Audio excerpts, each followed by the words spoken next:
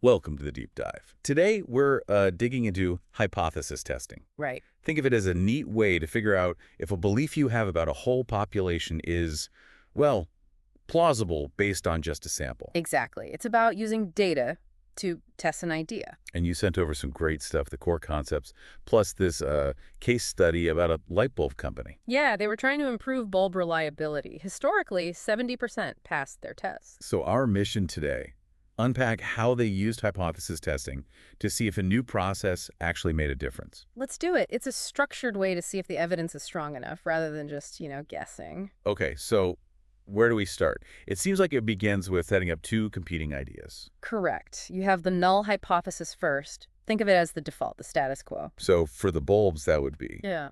the new process doesn't actually help. Still 70% reliability. Precisely. H0, we call it. No change. Got it. And then there's the alternative, the one you're kind of hoping for. That's HA, the alternative hypothesis. It's the rival idea in this case that the new process does improve things, making reliability greater than 70%. Okay, null versus alternative, the starting point. Now, they needed data. Right? Right. Absolutely. Evidence time. So they tried a new method, let's call it process B. Yeah, tested a sample. Yep, 100 bulbs, and they found 73 were reliable. 73. Okay, that's more than 70, but is it enough more? That's the key question.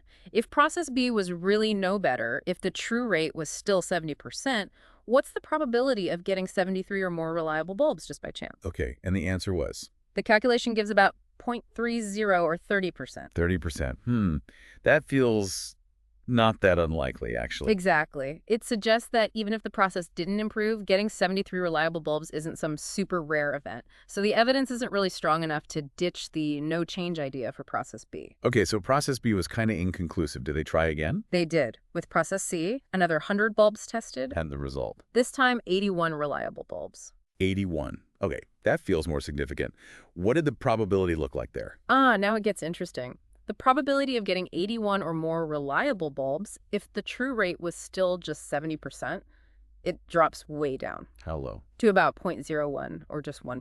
Wow. Okay, that's tiny. Very unlikely to happen by chance if nothing improved. Exactly right. That very low probability provides strong evidence against the null hypothesis, against the idea that process C is no better. It strongly suggests process C actually does boost reliability. This makes a lot of sense. It's putting a number on the weirdness of your result, assuming no change happened. The sources also mentioned this isn't quite the same as estimation. Good point. With estimation, you might just be trying to figure out the new reliability rate, like maybe it's 75% or 80% without a specific baseline in mind. But here, we started with that 70% claim. Right. Hypothesis testing is specifically about evaluating the plausibility of a pre-existing claim or belief, like the 70%, in light of new data. You see it everywhere, testing if a new drug works better than an old one, or if a website change increases clicks. So the default is always assuming no change or no effect, unless the evidence is really compelling. That's the importance of the null thing. Yep, that's the core idea.